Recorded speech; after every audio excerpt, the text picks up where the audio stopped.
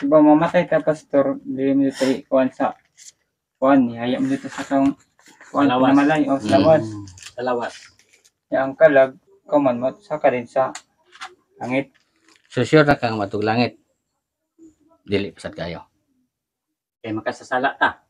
Yung punto nga, Di ikaw ka- luwas na baka. Di pa kakalanganin. Ang imong kalag Makasala man na ta. nakay assurance ng kaluwasan dito Siguro sa na baka luwas ka. sa langit. Ano ba? Di pa. Bisan masalay po man ta.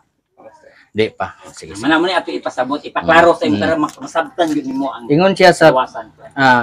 una ta sa pinadayag 2015. Ingon siya ang ngalan ni Bisan Kinsa nga di makapalagan nga nasulat sa basahon sa kinabuhi itambok nato sa linaw kalayo. Oh. Ang ngalan ni Bisan Kinsa, sa tingalingan nimo Jason. Ang ngalan ba ni Jason nasulat na sa basahon sa kinabuhi, ingon pa nimo murag alanganin pa. Murag dili pa gyud sure, di ba?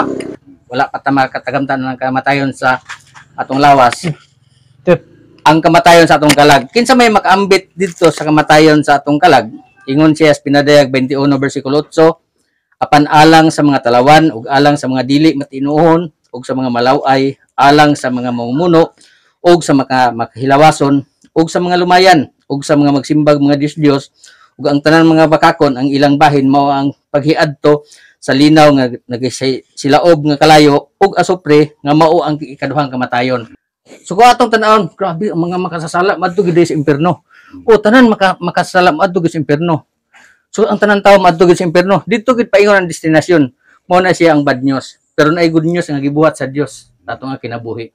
Ingon siya sa Juan 3:16, kay gihigugma sa Dios ang kalibutan, gihatag niya ang iyang bugtong anak aron ang tanan nga mosalig kaniya dili malaglag kundi may kinabuhing dayon.